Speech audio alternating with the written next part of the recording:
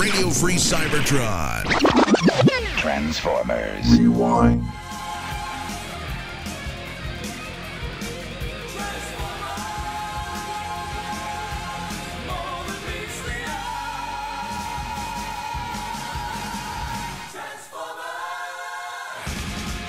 This week on Transformers Rewind, it's War Dawn. I'm Orion Pax. I'm Silverbolt. And I'm Slingshot. I'm Fireflight, and that's Air Raid and Skydive.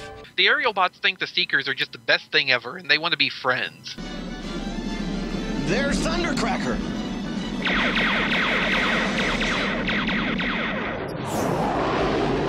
Boy, can that guy ever maneuver? There's only one way to get those aerial bots off our tails, and that's to dump the chumps! The hostages! We gotta save them! Boy, did you see how fast that Starscream took off? Man, those guys are incredible. You talk about those Decepticons as if you admire them, Slingshot. They're well built, resourceful. And they're superior to humans in just about every way. While investigating strange activity on Cybertron with the other Autobots, the aerial bots get their chance to chat with Starscream and friends.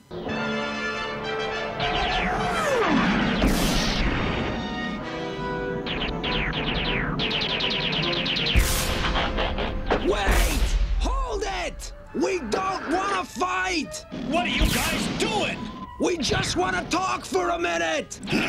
Are those guys crazy? Crazy, or even dumber than I suspected. But it's a trap, and the Decepticons use their new time machine to trap the stupid airplane jerks 9 million years in the past. What is this place?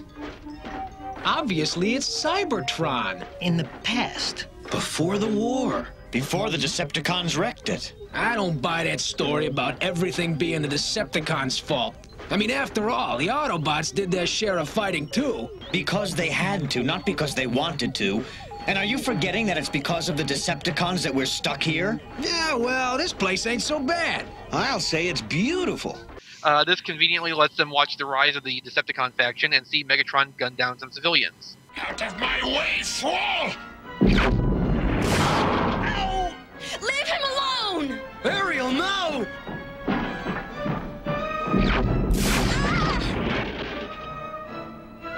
You monster!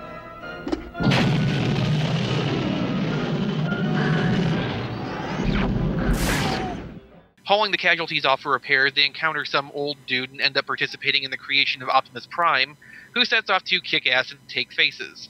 If that young robot needs repairs, I suggest you take him to the next city. Oh, you gotta help.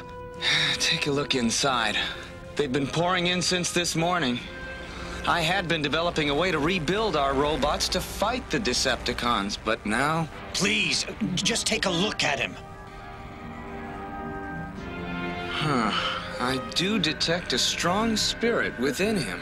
I tell you what, I'm going to attempt to rebuild him entirely. All right! He's not the only one. There are others back at the hangar. His girlfriend, Ariel. Please, one at a time. Perhaps I can help her too, if my plans work. Well, it's finished. You may not recognize him. He is no longer Orion Pax. Now he is the first of our new defenders, Optimus Prime. I was wrong, my friends. I admired Megatron merely because he was powerful. I failed to see how he used that power. It's okay. We've all made the same mistake. Having learned their valuable lesson for the day, the aerial bots get to go home to the distant future of 1985. Hey, what happened to you guys in the past, anyway? Not much. We learned a few things about Megatron, and about you, Optimus Prime. Or, should I say, Orion Pax? You? So you five were the ones who saved me. Would somebody tell me what in blazes this is all about? Ask Optimus Prime. He knows. All right, spill it before I go crazy. Well, it all began about 9 million years ago. Oh, great. It's gonna be one of those long stories. I guess there's a little bit more to the episode than that. Well, I don't know, though. I mean, that's pretty close. I mean... You had lots of fun writing that, I'm sure. I mean... You know, the thing that precedes this is that, you know, the aerial bots and the Stunticons had just been created in that two-part Key to Vector Sigma. And they addressed that in the dialogue of the episode, saying the aerial bots are still only a few weeks old. They don't really know what the war is about. It kind of goes back to what we talked about during Transmutate with that Silverbolt being young and naive and not really getting how Cybertronian society works in general. So, I mean, you get that here again, and it's like, so what's so bad about the Decepticons anyway? Sure, Starscream just tried to dump a couple dozen humans out of his undercarriage, but that's not so bad, right? They were just world leaders. They're inferior to us. Why aren't we protecting them anyhow? Well, I think it typifies something that is the first time that that's sort of addressed in this series, which is when you have, you know, completely new beings that are brought online. You know, we have a lot of characters that are added to the series, but they're considered to be, you know, Cybertronians that end up rejoining the war once the sort of bridge between Earth and Cybertron is made a little more solid. But this is different for the aerial bots because they are literally new beings. They just came online. So, and it ends up being a two-part a dual effect because the aerial bots sort of become point-of-view characters for us as we're able to see, you know, this early period and the beginnings of the war as well. Mm-hmm. And, I mean, it's another thing, too, that, like, Optimus Prime's compassion toward weaker beings leads him to want to protect Earth from the Decepticons, and everybody else has the experience to know that his judgment is right, but the aerial bots are just, like... They're still trying to find their own way with this, and they don't know to trust. They don't really know whose judgment to trust yet in place of their own, while they still figure out themselves. Yeah. Yeah. But I mean, for the most part, it's just like a lot of G1 episodes where there's not a lot of depth per se. Although I think there's a little bit more than average with this episode. Well, and that's what I was going to say. The real depth in this comes from some of the things that became parts of the long-standing lore. In particular, the Orion Pax piece of the episode, where it's established that, you know, Optimus Prime had a pre-Optimus Prime form, and that was Orion Pax. Now, that's been used in different ways in different fiction. Right. You know, and in this, we see it where he was rebuilt into Optimus Prime. This is way predates any kind of concept that, like, Prime is a title that's passed down. We don't get that really. Well, really, we don't get that, I guess, until Rodimus. But yeah, pretty much. But you know, it at least establishes that character had a pre-form. And then leads to the speculation of, well, is die on someone, or, you know, because we later, I think it was previous to this that we had met Elita 1, and so they they had set up that whatever her name was, Ariel, was rebuilt into to Elita 1. So this is before, you know, Little Mermaid, so, you know. Right. They had nothing to do with that. Right. This is the third appearance of Alpha Trion in the second season. Yeah. And we met Elita 1 in his first appearance episode, close to the beginning of the season, if I remember right. Yeah, that was, what, Search for Alpha Trion, I think? Conveniently enough, yes. Yeah. Okay. And I just want to... I just wanted to say that, you know, not having watched G1 in a little while, it is so nice to hear Peter Cullen do an Optimus Prime that doesn't sound like somebody's lethargic grandpa. Yeah.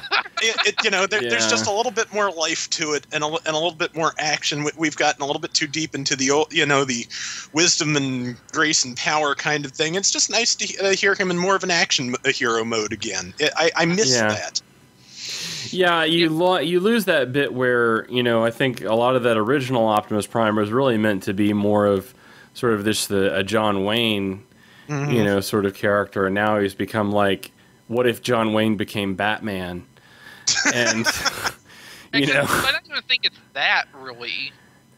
I mean, in the modern Optimus Prime, I don't really see that John Wayne value anymore, and I don't really see a Batman-ness to him either. He's just the old experienced leader. Yeah. Oh, yeah. I was just talking about adding the gruffness. It's like, whatever plus gruffness equals, Yeah. Well, new things. I mean, at some point along the way, the portrayal of Optimus Prime changed from action hero to grizzled veteran. Yeah. And it's not really for the better, I don't think. Nah. No. Except for in the movies where he's, sociopath veteran. Right. Yeah. Sociopathic Take your face off. getting faces. Yes. Yeah. Mm-hmm. And that's never animated, at going to least. go away. Animated, kind of tried to play him that, I'm learning type of character too. But that wasn't like a Peter Cullen version. But it wasn't Peter but Cullen, yeah. exactly. No, yeah. that was more of a adapting Optimus Primal to Optimus Prime. Mm-hmm. Yeah. Because at the start of Beast Wars, it was very much the same situation. An inexperienced new commander put in a bad, isolated situation. Right. Well, just to put it out there, I don't know if you want to cut it off or whatever, but in Transformers Prime, when he would turn back into Orion Pax, what were you guys' views of that? Where it sounded like it was kind of refreshing to hear Peter Cullen play an uncertain Orion Pax. I don't know if you guys did or not. Did you agree with that or not? But I caught the uncertainty. Yeah, there was some change to the portrayal.